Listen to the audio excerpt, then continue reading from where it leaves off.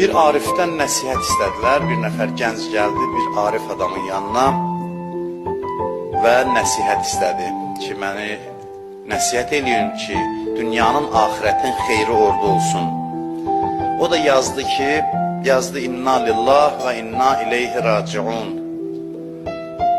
Hamımız Allaha məxsusuq və ona sarı gedəcəyik, Allaha sarı dönəcəyik. Yəni biz Allahınıq. Ondan sonra yazdı ki, Allahın olan bir şeyi özümüz üçün xərcləməyək. Çox dərin bir nəsihətdir bu. Yəni sən və hər şey Allahındır.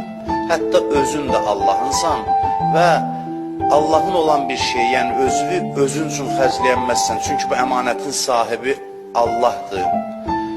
Bu canın sahibi Allahdır və bu can onun yolunda xərclənə bilər ancaq.